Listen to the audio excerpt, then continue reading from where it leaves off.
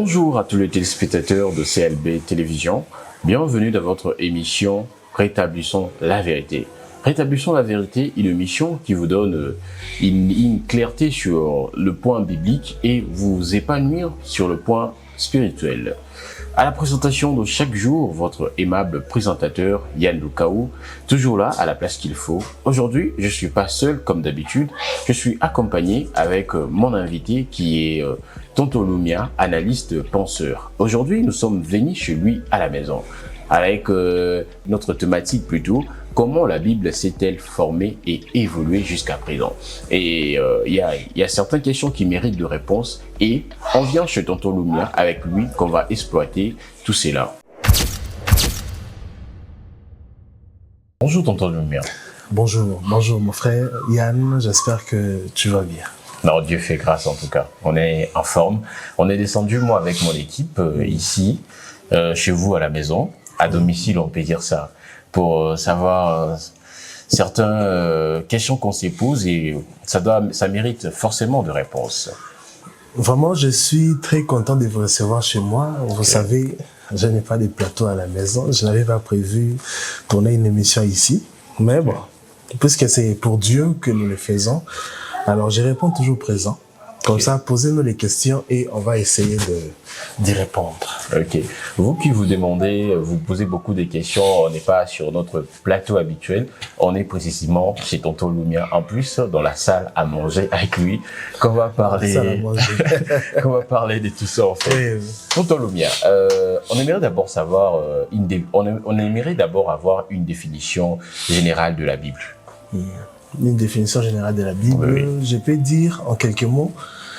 Déjà, très souvent, nous disons que la Bible, c'est la parole de Dieu. Oui. Moi, je dirais que la Bible, c'est un ensemble de repères qui nous aident à comprendre comment Dieu a marché avec les anciens et comment il peut marcher avec nous. Okay. Je vais l'expliquer autrement. Dans la Bible, lorsque nous lisons la Bible, lorsque nous lisons les récits de la Bible, lorsque nous lisons tout ce qui est écrit dans la Bible, c'est simplement pour nous montrer comment Dieu a marché avec les anciens. Comment est-ce que Dieu opérait, quelles sont les lois que Dieu exige que les chrétiens ou les croyants appliquent, quels sont les sacrifices qu'il faut faire, comment il faut se comporter, quels sont les principes et conditions qu'il faut observer lorsque vous voulez marcher avec Dieu. Voilà. On retrouve ça dans la Bible. Et une fois que nous retrouvons ça dans les récits, dans les histoires bibliques, cela va nous permettre maintenant à nous de savoir comment nous également nous devons marcher avec Dieu. Parce que si je veux que Dieu me guérisse d'une maladie, je vais simplement consulter la Bible et voir comment Dieu a guéri une personne. Voilà. Dieu a guéri quelqu'un dans la Bible. Il l'a fait comment? Qu'est-ce qu'il a exigé de cette personne? Et une fois que moi je vais être guéri de la même manière, je dois simplement adopter les attitudes que Dieu a dit dans la Bible. Okay. C'est pourquoi je dis que la Bible, c'est un ensemble de repères. Ça nous permet simplement, ça nous permet simplement de comprendre comment Dieu a marché avec les anciens et nous aider à nous aligner sur comment nous devons marcher avec lui. Voilà. L'ensemble de repères, comme Tonton Lumia vient le dire, voir comment Dieu a marché avec les anciens et comment il peut marcher encore aujourd'hui, à ces temps ici au 21e siècle, avec nous, le Congolais et tout le monde qui existe en fait. Mais Tonton Lumia, on va pas s'éterniser là, on aimerait bien savoir, la Bible est-elle la parole absolue de Dieu ou la Bible est-elle la parole absolue de Dieu ou pas? Parce que beaucoup de pasteurs soutiennent ces points de vue que la Bible est la parole absolue de Dieu et d'autres en doutent encore. Bon, premièrement d'abord, quel est votre point de vue à tout cela? Qu'est-ce que vous pensez en fait à tout ça? Ok, déjà, vous allez m'excuser parce que je suis grippé, j'ai la grippe et je suis un peu malade, souffrant, mais ça va aller, on va faire avec. Alors, la Bible est-elle la parole de Dieu? La réponse est simple. Oui. La Bible est la parole de Dieu. Vous le confirmez. Je l'ai confirmé. Mais pourquoi vous le confirmez? Parce qu'il y a beaucoup de pasteurs même, je peux dire, de pasteurs qui doutent encore de ça, en fait. De la véracité de la Bible. Oui. Oui, ces pasteurs doutent en réalité de la véracité de la Bible parce qu'ils disent que la Bible a été falsifiée. Il y a certains livres qui ont été vraiment effacés. C'est un point vraiment qu'ils ont vraiment soulevé et c'est important. Oui, il y a des livres qui ont été retirés de la Bible, qu'on appelait les livres apocryphes. Okay. Et certains livres qui ont été acceptés, des livres canoniques, et plus tard, on aura aussi des livres deutérocanoniques. Et je pense que nous allons en parler tout au long de cette émission. Mais je réponds simplement en disant que oui, la Bible est la parole de Dieu. Même si l'homme a voulu toucher à la Bible, même si l'homme a voulu toucher, mettre ses empreintes dans la Bible, les vrais messages du Christ, les vrais messages de Dieu dans la Bible n'ont pas été changés. Parce que la Bible reste la parole de Dieu. Okay. Dans la Bible, nous retrouvons la parole de Dieu, nous retrouvons la pensée absolue de Dieu. Bien que dans la Bible, il y a aussi l'homme qui a parlé, mais sachez que la Bible a été inspirée. La Bible dit que toute écriture est inspirée de Dieu, utile pour enseigner, convaincre, recadrer, etc. Mais je vais vous étonner en disant que tous les gens qui ont écrit dans la Bible ne l'ont pas écrit à la même époque. Remarquez, quand Moïse a écrit, oui, quand Moïse a écrit la Bible, sa partie de la Bible, il a existé avant Matthieu. Oui. Quand les livres des rois, quand ils ont écrit la Bible, je voulais dire, lorsqu'ils ont écrit les livres des rois, dans les chroniques, dans les livres des rois, les livres de 1 Samuel, 2 Samuel, ces gens-là n'ont pas existé à la même époque que Paul. Mais si vous lisez leurs histoires, vous remarquerez que le message semble aller dans la même direction. C'est identique. Oui. Là, vous avez raison. C'est pour te faire comprendre que l'esprit qui est derrière les apôtres qui ont parlé, qui ont écrit la Bible, c'est Dieu lui-même. C'est pourquoi la Bible dit que c'est poussé par l'esprit que les hommes ont parlé de sa part. C'est poussé par le Saint-Esprit que les hommes parleront plus tard de Dieu. C'est poussé par l'esprit. C'était poussé par l'esprit que Moïse a écrit ce qu'il a écrit. Et c'était aussi poussé par l'esprit que Matthieu, Paul, Luc, tous les apôtres qui ont écrit aussi le Nouveau Testament, ils ont été poussés par l'esprit. Et si vous remarquez, malgré les différentes époques, malgré les différents auteurs, malgré les différents vécus, malgré les différentes inspirations et malgré les différentes situations culturelles, le message est allé dans la même direction. C'est pour te faire comprendre que oui, la Bible est la parole de Dieu. Malgré la différence culturelle, la Bible reste la parole absolue de Dieu. Là, vous le remarquez bien, le très cher abonné de CLB Télévision, vous remarquez bien que vous n'êtes pas dessus parce qu'on n'a pas fait tous ces parcours pour rien. Mais Tonton Lumia, ces pasteurs, ils sont en train d'insister, la Bible n'est pas vraiment la parole absolue de Dieu parce qu'ils ont supprimé certains livres. Mais une question, est-ce que tout cela, la suppression de certains livres, rend-elle la Bible imparfaite? Nous aimerions savoir, est-ce que la Bible garde sa partie parfaite ou bien le fait déjà de supprimer certains livres, ça les rend imparfaites? Je vais répondre à cette question en donnant, je vais répondre à cette question en donnant un exemple de quelque chose qui m'est arrivé dernièrement. Moi, je suis congolais, j'habite à Kinshasa. J'utilise un numéro de téléphone de Kinshasa. Comme nous tous d'ailleurs. Oui, Vodacom. Okay. M-Pesa. Il m'est arrivé, une fois, j'ai reçu une transaction d'une bonne somme. Je préfère pas citer la somme.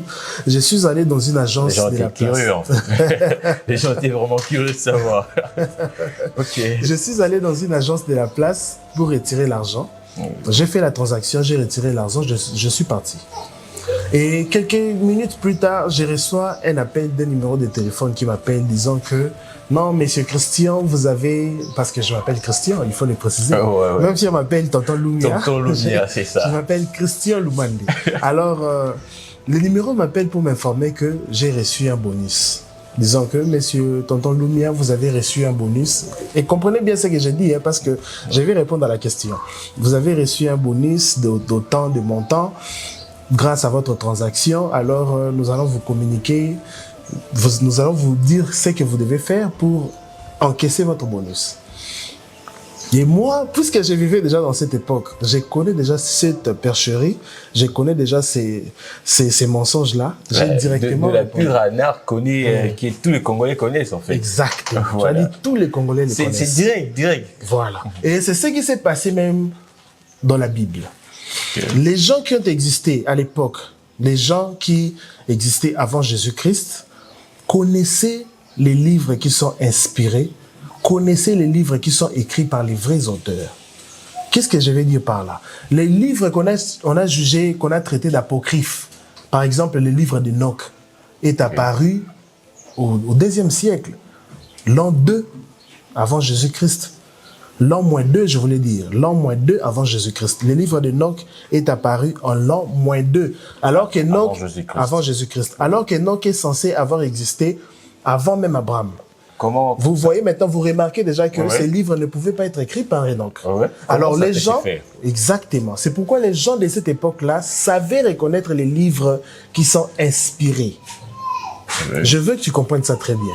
Les livres qui sont inspirés, les gens de cette époque-là savaient reconnaître ces livres-là. Et c'était courant d'ailleurs, je vais les préciser, c'était courant dans cette époque de voir des gens qui écrivent leurs livres, qui veulent transmettre leur message, mais attribuent l'auteur de ces livres à quelqu'un de très connu, simplement pour donner du poids ou de la crédibilité à leur message. Vous comprenez? Les livres d'Enoch, par exemple, ce n'est pas Enoch qui a écrit ça. C'est quelqu'un qui l'a écrit, mais qui a dit que c'était Enoch qui a écrit. Et les gens de ce temps-là savaient reconnaître les livres qui sont inspirés et pas. Mais tonton Lumia, si c'est pas Enoch qui a vraiment écrit ces livres-là, mais la personne qui l'a écrit, Marie, il reste toujours inconnu. Mais pourquoi avoir donné l'honneur à Enoch, pas à lui en fait? Parce que il voulait donner de la crédibilité à son message. Les messages qu'il a transmis concernant les anges, tout ce qu'il a écrit dans son livre-là, il voulait donner de la crédibilité à son message pour que les gens puissent l'écouter avec beaucoup de crédibilité. Il savait que s'il se prononçait, il sortait lui-même disant que j'ai vu ça, peut-être que les gens allaient douter. Alors, là c'est sûr. Tu comprends? Et c'est pourquoi les gens de l'époque ont préféré écarter des livres qu'ils ont jugés non inspirés. Ce sont les livres qu'on a appelés les livres apocryphes. Ça n'a pas été écarté par l'Église catholique. Nous allons en parler. Parce que beaucoup de gens pensent que c'est l'Église catholique qui a touché à la Bible, qui a retiré D'ailleurs, même de nombreuses questions viennent de ces sujets, en fait, que l'Église catholique a falsifié tout à l'heure. Ça va, on va venir. Nous allons en parler. Parce que ce n'est pas l'Église catholique, c'est déjà bien avant même l'arrivée de Jésus, bien avant même la naissance de Jésus-Christ, déjà les livres étaient déjà canonisés. C'est pourquoi on parle du terme les canons. Les canons, c'est-à-dire ce sont des livres qui sont reconnus comme inspirés par Dieu. Pourquoi? Nous allons en parler. Je vais vous expliquer pourquoi les livres ont été canonisés, quels sont les critères qu'ils ont utilisés pour canoniser certains livres. Nous allons en parler. Mais retenez que ces livres étaient jugés d'apocryphes parce que les gens de cette époque-là savaient reconnaître les livres qui ne sont pas écrits par les auteurs, les supposés auteurs qu'ils ont mentionnés dans leurs livres. Déjà, le livre d'Enoch, je donne un exemple, le livre d'Enoch, il y a aussi le livre de l'Apocalypse de Moïse. L'Apocalypse de Moïse qui est apparu en l'an 7 après Jésus-Christ, donc l'an 7, pendant que Jésus-Christ était déjà là. L'Apocalypse de Moïse est apparu, alors que Moïse a existé avant même David. Mais l'Apocalypse de Moïse va apparaître en l'an 7. Vous comprenez que ce n'était pas possible que ce soit Moïse qui ait écrit ces livres-là. Alors, s'il avait écrit ça, il a gardé quelque part. Et il y a une personne qui vient, qui retrouve, ça peut se faire. Oui, ça peut se faire, oui.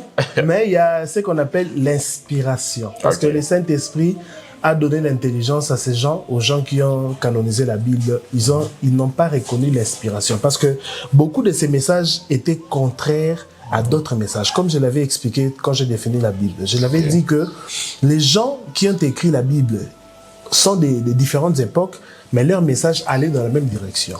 Alors, les messages qui partent dans une direction contraire que les autres est automatiquement icto facto jugé de non inspiré. C'est ça. Parce que si c'est Dieu qui parle, si c'est réellement Dieu qui parle, alors que c'est lui qui avait parlé avec les autres personnes, pourquoi maintenant Dieu prend une autre position, ou soit Dieu prend une position opposante? C'est ça, c'est ça. Vous voyez? Donc grave. Dieu ne peut pas se contredire. C'est pourquoi, puisqu'il y a eu des contradictions, des oppositions, des idées, ils ont compris que certains livres n'étaient pas inspirés de Dieu. C'est comme ça que ces livres ont été jugés apocryphes. Ils ont été retirés. Mais cela ne fragilise pas pour autant l'authenticité du message de la Bible. Parce que la Bible reste la parole de Dieu. Parce que Dieu nous parle au travers de la Bible. Voilà. Vous avez vite compris la réponse de Tonton Lumia, qui la Bible, malgré cela, reste la parole parfaite de Dieu. Oui. C'est pas imparfaite. Mais Tonton Lumia, il y a qui ont réellement canonisé la Bible et quels étaient les critères qu'ils ont utilisés ou règles qu'ils ont mises en place pour canoniser la Bible? Comment ils ont fait? Qui a réellement canonisé la Bible? Oui. Déjà, je l'avais dit, je l'avais paraphrasé, je vais maintenant entrer en détail, parce que je l'ai dit, ce n'est pas l'Église catholique qui a canonisé la Bible. Parce que beaucoup de gens pensent que c'est l'Église catholique. Mais vous savez, il y a nos followers, nos abonnés des États-Unis qui ont dit, c'est eux-mêmes qui ont soulevé la question ici, qu'ils ont vraiment insisté que je vous la pose. Tout le monde sait que c'est l'Église catholique qui a canonisé la Bible. C'est ça. C'est une première fois d'écouter qu'un penseur, un analyste comme vous dire que c'est pas le cas. Pouvez-vous nous expliquer réellement? Ok, oui. Je l'ai dit et je le répète, ce n'est pas l'Église catholique qui a canonisé la Bible. Okay. L'Église catholique a détéro-canonisé la Bible. Je vais l'expliquer. Dans un français facile oui. Pour nos abonnés. Je vais parler de 3 mots. Hein. Ouais. La canonisation, la détéro-canonisation et l'apocryphe. Okay. La canonisation, c'est reconnaître un livre comme étant inspiré par Dieu. C'est ça la canonisation. La détéro-canonisation, c'est la deuxième étape de la reconnaissance des livres comme étant inspirés par Dieu. Qu'est-ce que ça signifie? L'Église catholique est arrivée en l'an 313. 313 avec l'empereur Constantin. Parce que l'Église catholique a commencé de manière officielle en l'an 313. Parce qu'à l'époque, c'était l'église, il y avait des synagogues et tout. Pierre et les autres disciples exerçaient et tout ça. Et c'est seulement en l'an 313 que l'empereur Constantin va officialiser le christianisme comme étant une religion d'État, de l'État, reconnue par l'État. Et cette fois-là, l'église va maintenant détéro-canoniser certains livres. C'est-à-dire qu'ils vont reconnaître d'autres livres qui étaient rejetés.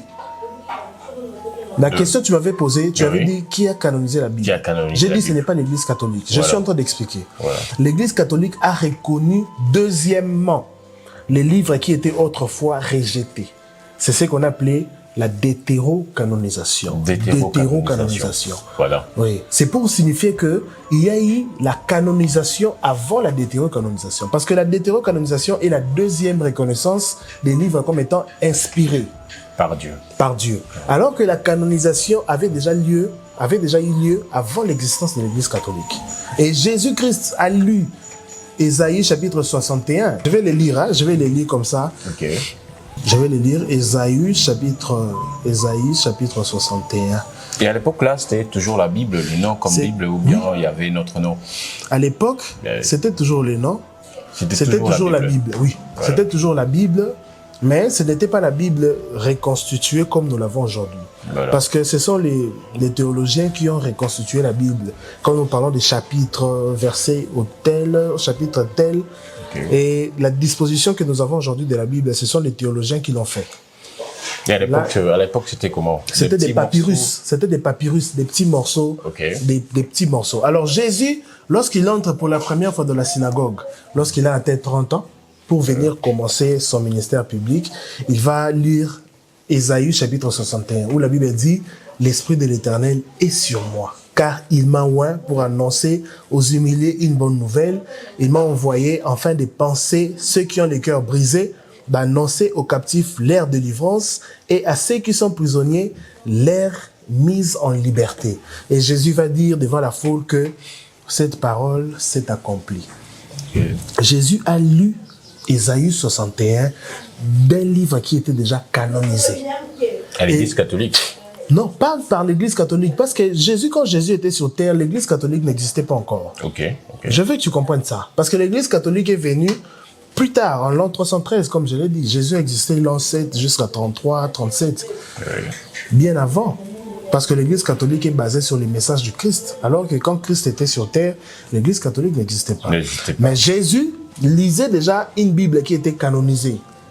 Et si vous remarquez, même dans ses enseignements, il a cité plusieurs fois, il a mentionné les livres des psaumes, il a cité certains prophètes de la Bible. C'est-à-dire que Jésus avait accepté la canonisation de cette Bible-là. Bon, on n'en dit ce qu'on vient pas. Si c'est pas l'Église catholique qui a réellement canonisé la Bible, quel rôle ont joué les conciles de l'Odyssée 363, de Carthage 300. Ok, je vais répondre directement. Je vais répondre. Nous aimerions bien vraiment avoir de l'éclaircissement sur ces points. Ok, tous ces conciles, les conciles de l'Odyssée, conciles de Nicée, etc., il s'est trouvé que lorsque l'empereur Constantin a déclaré l'Église, disons, le christianisme comme une religion de l'État, une religion d'État, reconnue par Rome comme étant la religion de Rome.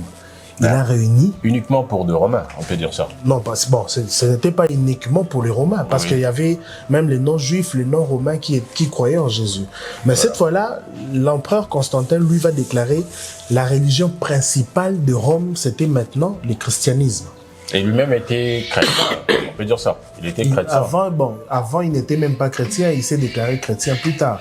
L'histoire de sa conversion est très rapide et très longue, mais je vais le résumer en disant que il avait une bataille contre quelqu'un, il devait se battre avec quelqu'un, c'était la guerre entre peuples, tout ça. Et lui, dans un songe, il a vu Jésus qui lui parle, il a vu les signes de la croix. Et il a prié Jésus en disant, si tu me donnes la victoire, je te servirai. Et qu'est-ce qui s'est passé? Quand il s'est réveillé, il a demandé à ses soldats de mettre le symbole de la croix sur leur bouclier. Les soldats romains à l'époque, ils avaient des épées, des boucliers, etc. Ils ont mis les symboles de la croix dans les boucliers et il est allé en guerre. Et il a obtenu la victoire. C'est comme ça, en rentrant, il s'est déclaré chrétien. Il a dit que désormais, je suis chrétien. Et désormais, le christianisme est la religion, la seule religion et l'unique religion exercée en Rome. Okay. Alors qu'à cette époque-là, les chrétiens étaient persécutés. Si vous lisez bien, vous allez voir que même Paul était un persécuteur des chrétiens. On tuait des chrétiens, on a brûlé vif Paul, Pierre. On a tué les gens, les apôtres, on les a tués violemment. Mais à partir de l'an 313, comme je l'avais dit, l'empereur Constantin s'est déclaré chrétien. Et ils ont reconnu le christianisme comme étant la religion de l'État.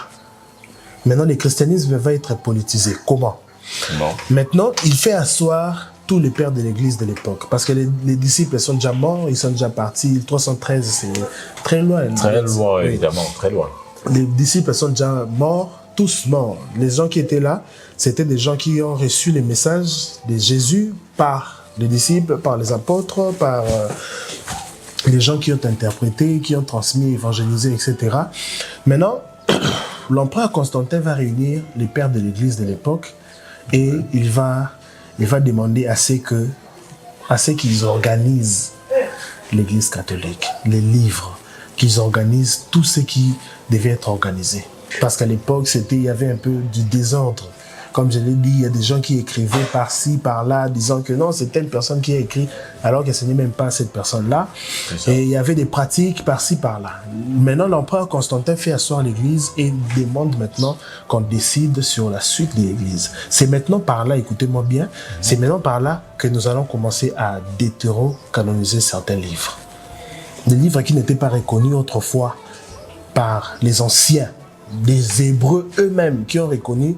Certains livres ont rejeté d'autres, les jugeants d'apocryphes. Avec l'empereur Constantin et les pères de l'Église, ils ont reconnu d'autres livres comme des livres deutéro-canoniques. C'est-à-dire, ce sont des livres qui sont acceptés deuxièmement. Et c'est par là que l'empereur Constantin va même exiger aux pères de l'Église de transformer tous les rituels romains.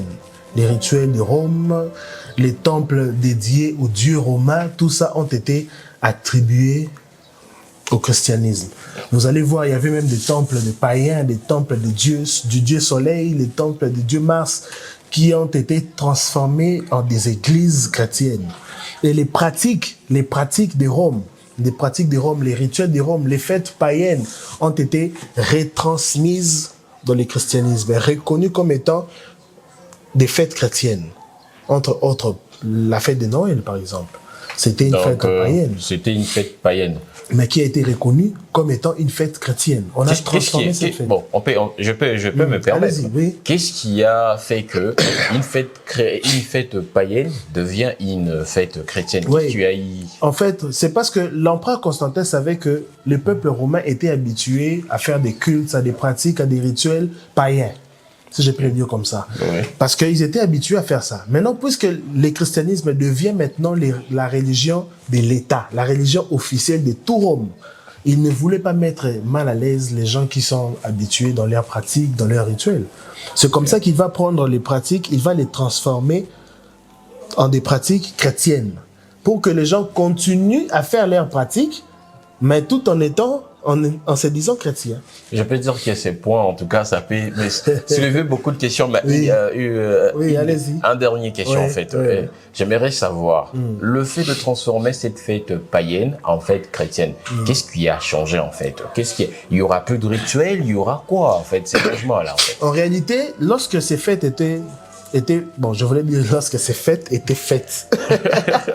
La tautologie. Okay, ça je vais dire, lorsque les Romains célébraient ces fêtes, il y avait des rituels qui se faisaient. Okay. Des rituels, il y avait des sacrifices qui se faisaient, etc. Sacrifices humains?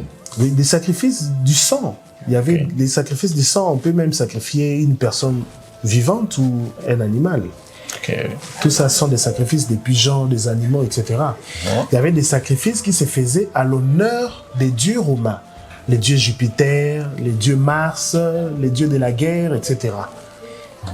Hein? Comprends-moi très bien. Et maintenant, lorsqu'on va transformer ces fêtes en fêtes chrétiennes, les Romains continuent pour autant avec leurs rituels. Ils n'avaient pas arrêté. Ils n'ont pas arrêté avec les rituels. Ils ont continué avec leurs rituels tout en se disant être chrétiens. Ok. En parlant de christianisme, bon.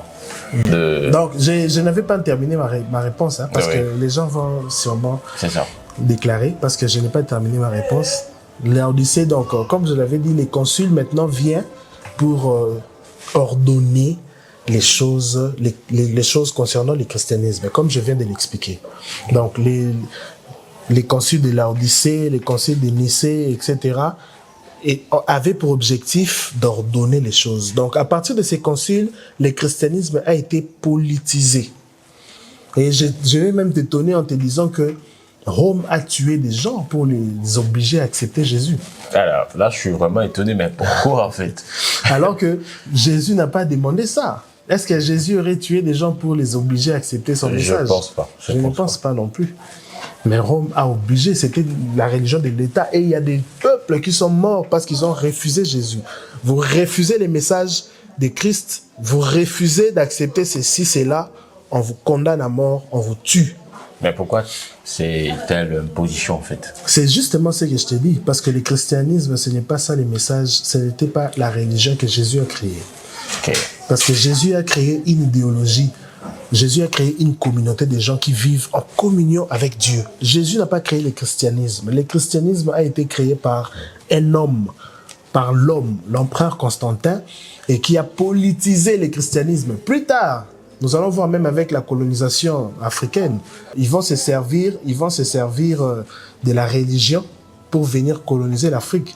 L'Afrique n'est pas colonisée par les Romains, je vais préciser ça parce que vous risquez de mal comprendre. Oui. L'Afrique a été colonisée par l'Europe qui va utiliser la religion du Rome. En tout cas, ça fait de nous un sujet qu'on va essayer de débattre encore, bon, pas débattre, mais d'exploiter ensemble avec Tonton Lumia, penseur, analyste. Et Tonton Lumia, nous aimerions un peu, j'espère que vous avez bien fini à répondre, en fait. Allez-y, on gagne du temps. Je n'aimerais pas être si pressé, en fait, parce que là, on est chez vous. Oui, on est à l'aise ici. C'est ça, très à l'aise même. J'ai la salle à manger. Okay. Ce n'est même pas un plateau qu'on connaît, hein. Après ça, on aura un truc à manger, mais vous n'allez pas voir. Donc, malheureusement. Soyez scotchés sur l'émission, en fait. N'oubliez pas de nous mettre un like, hein. Si vous avez des questions, mettez-les dans les commentaires. C'est très important, en tout cas. Tonton Lumia, Jésus lui-même étant sur la terre, quelle Bible il a vraiment utilisé quelle Bible Jésus a-t-il utilisé lorsqu'il était sur Terre, pour mieux aider à nos abonnés de mieux comprendre. D'ailleurs, je l'avais déjà dit dans ma réponse, je vais encore l'éclaircir en disant que Jésus a utilisé la Bible qui était canonisée par les Hébreux. Avant lui. Avant lui. Oui, par les scribes, les pharisiens, les sadducéens, tous ces gens-là. Ce sont des gens qui étaient des experts de la loi. Les experts de la loi, ils connaissaient la Bible. Ils ont retransmis la Bible, ils ont protégé les Écritures par des papyrus, ils ont recopié ça dans plusieurs papyrus depuis l'époque de Moïse, depuis l'époque d'Abraham, etc., jusqu'à l'époque où Jésus est venu. Donc, ce sont ces gens-là qui ont canonisé la Bible. Et Jésus a utilisé la Bible qui a été canonisée par les Hébreux. Okay. Donc, j'ai donné l'exemple. Il avait lu le livre d'Ésaïe 61. C'est déjà un livre qui était canonisé. S'il n'était pas d'accord avec ce livre-là, il aurait dit que non, je ne suis pas d'accord avec cette Bible-là. On doit changer. Oui, il n'a pas dit ça parce qu'il a modifié certaines choses. Concernant même les 10 commandements. Moïse a cité les 10 commandements. Jésus a dit, moi, je vous donne 2 commandements. Tu aimeras ton prochain, tu aimeras ton Dieu, etc. Il a modifié certaines choses. Il y a des choses que Jésus a modifiées lui-même en étant sur terre. Mais concernant la Bible, il n'a rien fait. C'est pour dire qu'il était d'accord avec ça. Bon, c'est une réponse très claire pour dire que Jésus a été d'accord avec la Bible. Mais pourquoi l'Église primitive ont-elles ressenti le besoin d'établir un canon officiel? Pourquoi ils ont-elles ressenti ça en fait? En réalité, c'était pour protéger la foi des générations futures. Parce que lorsque les livres apocryphes, les livres qu'on appelait les livres apocryphes, donc quand je dis apocryphes, c'est-à-dire ce sont des livres qui étaient rejetés. C'est ça. Lorsque ces livres-là ont commencé à voir les jours, ils savaient que dans les générations futures, les gens qui vont croire en Jésus, en Dieu, plus tard, excusez-moi, ils risqueraient d'avoir une foi mélangée avec des méli-mélos. Ils risqueraient d'avoir la foi avec des rituels, avec des pratiques, des connaissances, des doctrines qui ne viennent pas de Dieu. Une foi douteuse en fait. Oui. Et c'est comme ça, pour protéger la foi des générations futures, ils ont jugé bon de canoniser la Bible. C'est-à-dire, la Bible a été canonisée. Pourquoi je dis toujours la livre? Je vais parler de la Bible, ça me ramène toujours vers la livre. C'est ça le problème. Comprenez-moi. La Bible a été canonisée, c'est-à-dire qu'on a calé la Bible de bout en bout.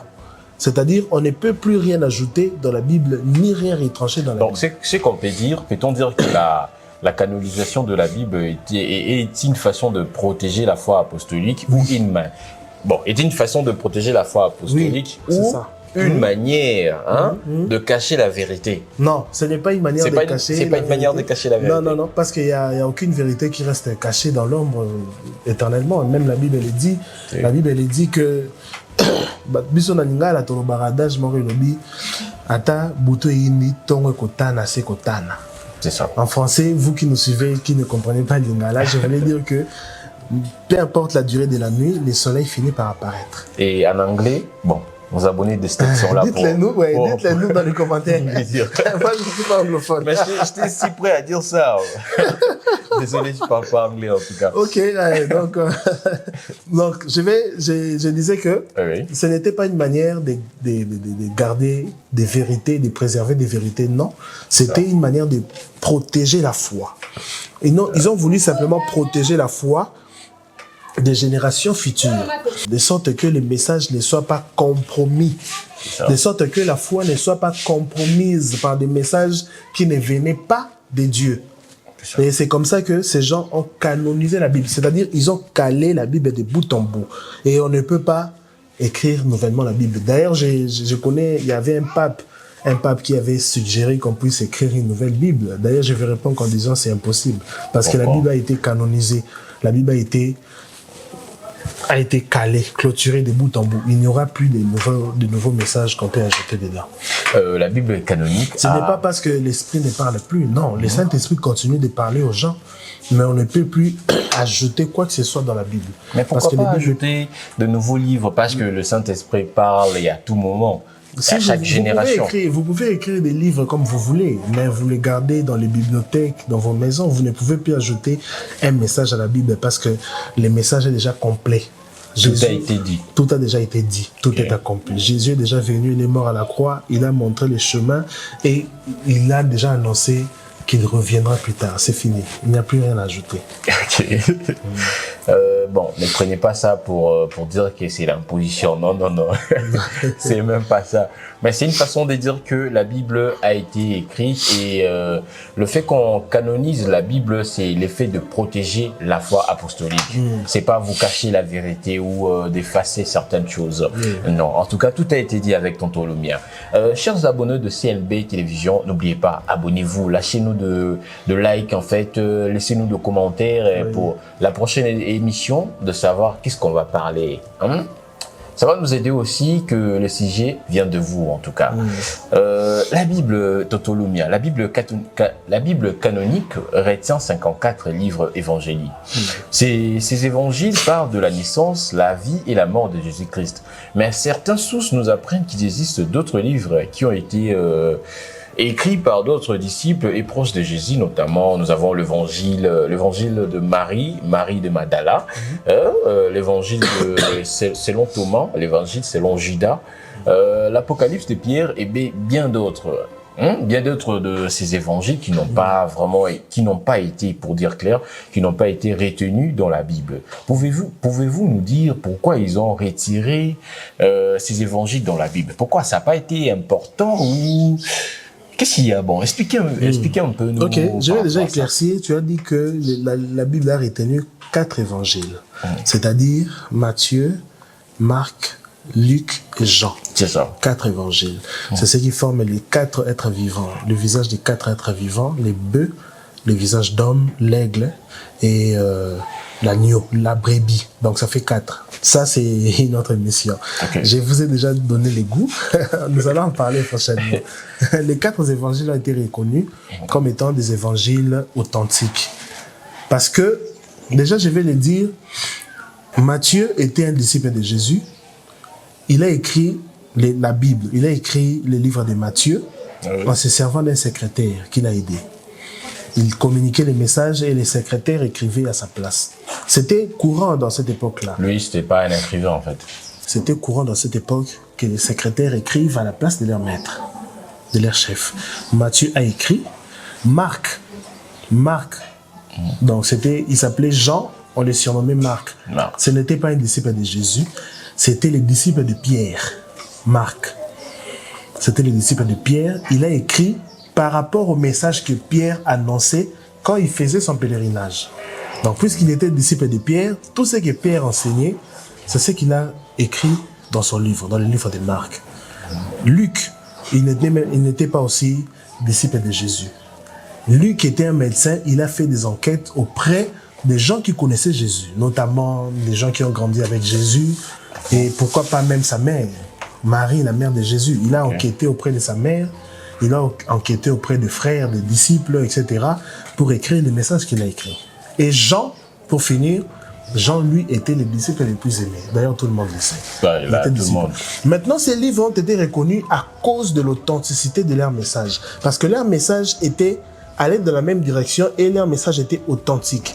Les livres, l'Apocalypse selon Pierre, l'Apocalypse selon Thomas, l'Évangile selon Thomas et l'Évangile selon Marie de Magdala sont partis dans des directions différentes. Opposées. Dans des directions opposées. Exactement comme tu l'as dit, dans des directions opposées. Et ça semblait contredire les messages d'autres évangiles. Et les épîtres de Paul également ont affirmé et confirmé les messages des 4 évangiles retenus. Alors que les autres évangiles que tu as cités sont allés dans la direction opposée. Ok. Alors, comme je l'avais dit, tout ce qui part dans la direction opposée, ce n'était pas reconnu comme étant inspiré par Dieu. Et aussi, à cette époque-là, rien ne justifiait que c'était réellement Marie de Magdala qui avait écrit ces livres-là, ou c'était réellement Saint Thomas, ou l'Apocalypse de Pierre était réellement écrit par Pierre lui-même. Rien ne le justifie. Et c'est comme ça qu'on a préféré retirer ces livres de la Bible et garder les 4 évangiles qu'on a reconnus comme officiels, canoniques. Ok. Oui. Donc, si on peut se permettre, si on peut mieux savoir, est-ce que certains apocryphes ont quand même eu une influence culturelle ou théologique malgré leur rejet? Oui, certains livres apocryphes ont eu une grande influence, surtout dans cette génération, notamment les livres d'Enoch. Parce que beaucoup de gens citent les noms des anges qu'ils ont trouvés dans les livres d'Enoch. Je vous informe que ce n'est pas Enoch qui a écrit ça. C'est qui alors? Ce n'est pas Enoch qui avait écrit ça. La personne qui a écrit le livre d'Enoch, nous ne le savons pas. Il reste inconnu jusque-là. Jusque-là, il est inconnu, malheureusement. Ok. Mais ce n'est pas un livre, ce n'est pas Enoch qui avait écrit. Et la réponse est oui. Ces livres ont eu beaucoup de l'influence dans cette génération. Nous parlons du nom des anges, nous parlons du nom de plusieurs anges, alors que dans la Bible canonique, on n'a donné que 3 noms. 3 noms. Michel, Gabriel et Raphaël. Seulement 3 noms. J'ai pu rajouter aussi un nom, Hélène. Ça se trouve dans Ésaïe chapitre 14, verset 12, où la Bible dit « Te voilà tombé du ciel, virgule, Hélène, virgule, fils de l'aurore. » Hélène, c'est ça qu'on a transformé en Lucifer. Croyant que Lucifer, Satan s'appelle Lucifer. Te voilà tombé du ciel, Lucifer. Ce n'est pas Lucifer, ce n'est pas le nom de Satan. Okay. Le nom Lucifer, de Satan, c'est quoi déjà? Hélène, comme je l'ai dit. Hélène. H-E-L-E-L. C'était écrit dans Ésaïe, c'était écrit comme ça. Ésaïe chapitre 14, verset 12. Te voilà tombé du ciel, Hélène. Mais le traducteur, Jérôme, lorsqu'il a traduit la Bible, c'était un catholique, un pape catholique. Okay. Il a traduit la Bible, il a remplacé le nom Hélène par Lucifer. Et maintenant, on commence à appeler Satan Lucifer alors que son nom c'est Hélène. Et si tu remarques bien, tous les autres anges que nous connaissons, leur nom se termine toujours par EL à la fin. Par L. Michel, Raphaël, Gabriel, okay. Uriel, Samaël, Azazel. Tous ces noms-là, les EL à la fin, signifient Elohim. Donc, c'est-à-dire que les EL se terminent dans le nom de chaque ange pour les rattacher à leur créateur, à Dieu. Okay. C'est comme ça qu'on a dit te voilà tombé du ciel, virgule, Hélène. C'était ça le véritable nom de Satan, Hélène. Mais qu'on a remplacé abusivement par Lucifer. Mais ça, c'est un autre sujet.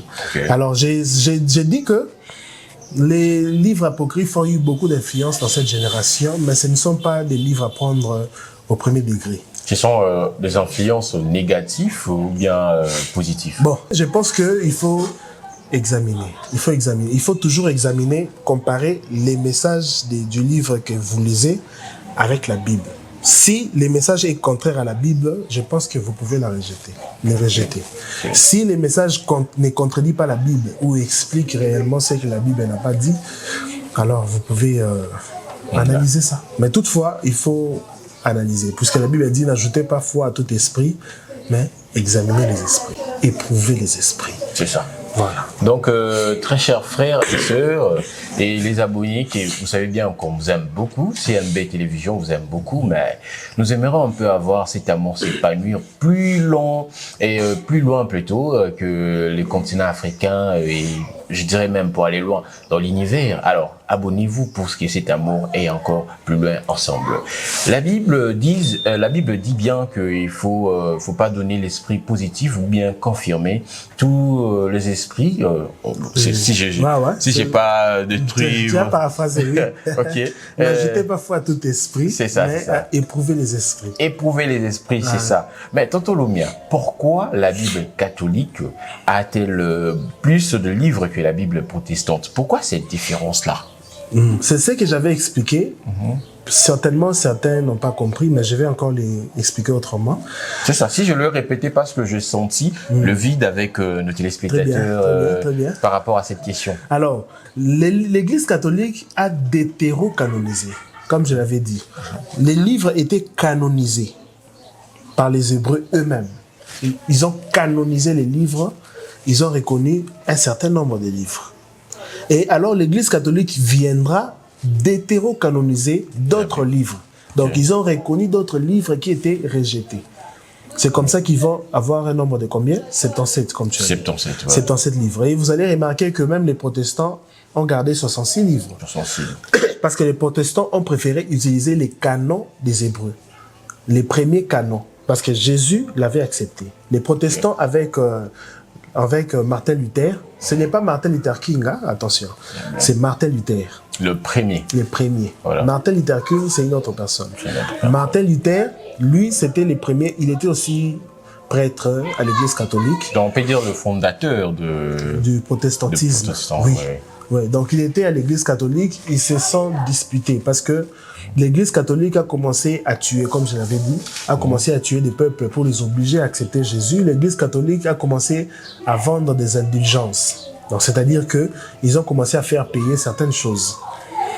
Pour compris pour toi, pour avoir le pardon des péchés, il fallait payer une somme, il fallait faire ceci, payer autant. Et ils ont reconnu d'autres livres plus tard. Alors, Martin Luther n'était pas d'accord avec ça. Il a préféré se retirer. C'est comme ça qu'on l'a appelé les protestants. C'est-à-dire, c'est ceux qui protestent. Les protestants. Ceux qui protestent. Ok. Ouais. Faut écrire, hein, faut écrire. Ceux qui protestent. Voilà. Les protestants.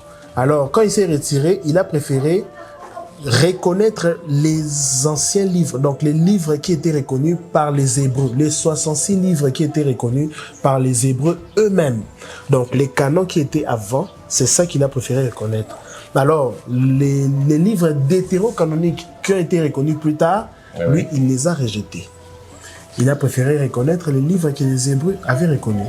C'est comme ça que vous allez voir, il y a une différence entre le nombre de livres dans la Bible des protestants et dans la Bible des catholiques. Parce que Martin Luther a traduit la Bible en allemand. Okay. Il a traduit la Bible en allemand et plus tard, cette même Bible a été traduite en plusieurs langues. Et on a traité ça des livres des protestants, la Bible des protestants. Et c'est la Bible qui est répandue. Oui, des gens qui protestent. C'est la Bible la plus répandue. Parce que beaucoup de gens utilisaient, plus tard, même Louis II va traduire la Bible, etc. On va avoir les 66 livres de Martin Luther. Parce qu'ils ont traduit leur Bible en partant de la traduction allemande de Martin Luther. Ah, ok. Tu comprends? C'est comme ça l'Église catholique qui avait 77 livres, qui a reconnu d'autres livres plus tard, eux, ils ont gardé leur traduction originelle.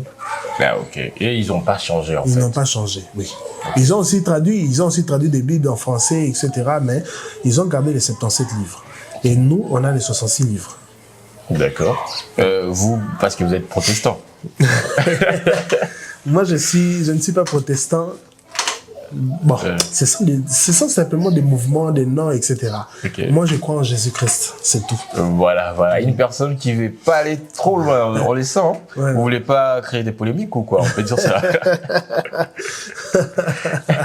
Très chers téléspectateurs CLB TV, vous voyez que vous êtes officiel. Vous êtes CLB officiel. CLB officiel. Vous voyez que vous êtes pas dessus parce que on n'a pas fait tout ce schéma pour rien en fait. Oui. Vous êtes bien nourris comme le dit Tonton Lumia.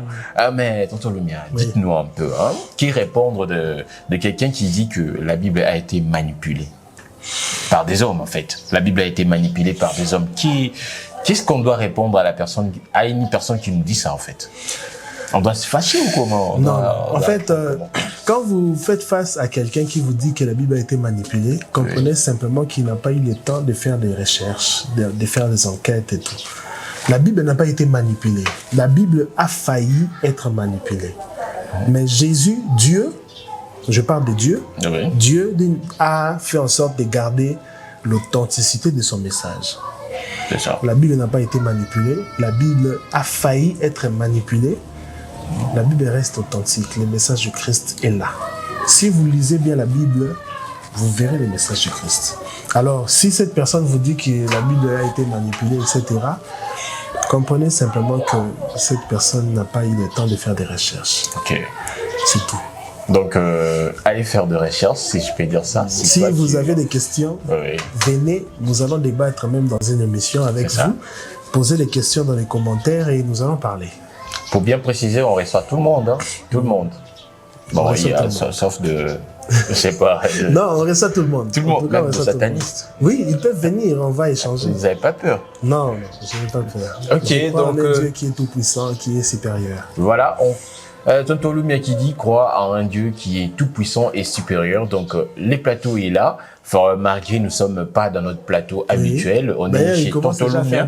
C'est ça. Donc ça, je crois bien, c'est ma dernière question que j'aimerais aussi poser, en fait. Allez-y. Par rapport à tout ce qu'on vient de dire tout au long de notre émission d'aujourd'hui, peut-on encore faire confiance à la Bible? Oui. On doit avoir confiance. Il faut croire à la Bible. Il faut croire en la Bible parce que Dieu nous parle au travers de la Bible. Deux, trois mots pour nous faire mieux comprendre qu'on doit toujours croire à la Bible. Deux, trois mots. Deux, trois mots. Je dirais, lisez, pratiquez et priez. Lisez, pratiquez et priez. Et priez. Lisez la Bible attentivement. C'est ça. Faites la méditation. Si vous voulez, je vais vous expliquer même prochainement comment il faut lire et faire la méditation. Oui. Pratiquez ce que vous lisez. Si on vous dit de faire des jeûnes et prières, parce que la Bible dit certains démons ne sortent que par des jeûnes et prières, pratiquez. Si on vous demande de fuir les péchés, pratiquez. Si on vous demande de fuir les mauvaises compagnies qui corrompent les bonnes mœurs, pratiquez. Tout ce que la Bible vous demande de faire, pratiquez. Et finalement, priez. Faut prier. Donc, lorsque vous êtes en besoin, priez. Lorsque vous êtes bloqué, vous avez besoin d'une intervention spirituelle, priez. Si vous mettez les trois mots en pratique, vous allez voir les changements dans votre vie. Et ça viendra toujours par, les messages du changement viendra toujours par cette même Bible que vous liez. Ok. Voilà. Donc, très chers téléspectateurs, comme on dit chez moi à Kinshasa, nous sommes à la fin. Aussi en français, hein? Ouais. De bonnes choses ne durent pas en tout cas. Ne durent pas longtemps, oui. En anglais aussi, vous pouvez. Bon, aidez-nous, nos abonnés des États-Unis. Je profite aussi de saluer nos abonnés de l'Afrique, de l'Europe et surtout des États-Unis qui nous suivent beaucoup, hein, en fait. Vraiment. Qui nous suivent vraiment beaucoup. Ils sont beaucoup, ils sont nombreux et j'ai reçu d'ailleurs des messages de beaucoup de gens qui nous posent des questions concernant la Bible et tout ça. En tout cas, merci beaucoup d'être là avec nous. N'oubliez pas de continuer à nous encourager. Bon, si j'ai une question en fait, comment vous parlez avec eux? Vous faisiez comment la conversation? En fait, c'est l'anglais et vous le français? En fait, je sais écrire en anglais. Il m'arrive parfois parce que j'ai suivi une formation de langue en anglais. Okay. J'ai parfois du mal à parler parce que j'ai passé beaucoup de temps sans parler. C'est ça le problème. Mais je sais comprendre. Quand j'ai lu, je comprends les messages et je peux aussi répondre. Et à part ça, il y a aussi Internet. C'est ça la traduction. Je peux directement traduire et répondre. Donc voilà. Très chers téléspectateurs, l'émission vraiment a été super bien. Vous avez suivi Tonton Lumia, analyste et penseur, qui nous a vraiment aidé à répondre à certaines questions que la population ou bien la communauté chrétienne, ou je peux dire même plus de croyants qui s'opposent sur certains points bibliques. Notre thématique d'aujourd'hui a été la Bible. Comment a-t-elle été formée et évoluer, parce qu'on a la Bible partout, hein, partout dans le monde, les gens lisent la Bible en fait. Oui. Et vous avez été très nombreux à suivre votre émission Rétablissons la vérité. Rétablissons la vérité, une émission qui vous donne de la clarté biblique et je peux dire même un épanouissement spirituel sur certains points spirituels. À la présentation de chaque jour, votre aimable présentateur, Tonton Yann, j'étais là, ici, même à la salle à manger de Tonton Lumia. Nous allons passer à table après cette émission. Après cette émission, nous allons passer à table. Marqué, vous n'allez pas voir parce que là... Ouais, ça reste pour nous. Ça reste pour nous, c'est privé en fait. Et du coup, très heureux d'être là, chez vous, à la maison, parce qu'on s'est dit, on doit se dire qu'on n'a pas fait tous ces chemins pour rien. On est venu avec des questions et on est reparti avec des réponses. Vraiment. Un dernier mot à la fin. En tout cas, je remercie tous les abonnés, tous les gens qui nous suivent. En tout cas, je vous encourage à mettre un like. Abonnez-vous si ce n'est pas encore fait. Comprenez que nous ne sommes pas dans un plateau professionnel. Nous sommes chez moi à la maison. Je l'ai reçu dans ma salle à manger, vous le voyez. Oui. Alors, nous avons fait cette émission juste pour vous transmettre les contenus. Même si le plateau n'est pas adéquat, ce n'est pas adapté, mais c'est le contenu qui est plus important. Donc, merci beaucoup. Laissez-nous un like. Si vous avez des questions, n'oubliez pas de nous les poser dans l'espace commentaire. Merci à toi, Yann. Merci beaucoup, Tonton Lumia. Et merci à tous les abonnés qui ont été présents à nous suivre. Et de partage, de partage et de like. Et laissez-nous des commentaires. On aimerait bien avoir un sujet qui sera vraiment trop attirant, je peux dire attirant. Oui, et percutant. Percutant en fait, qui sera vraiment ça. percutant et intéressant. Alors ça doit venir de chez vous. Alors n'oubliez pas de pousser de like. Merci de l'avoir suivi et bonne suite de programme à CLB Télévision.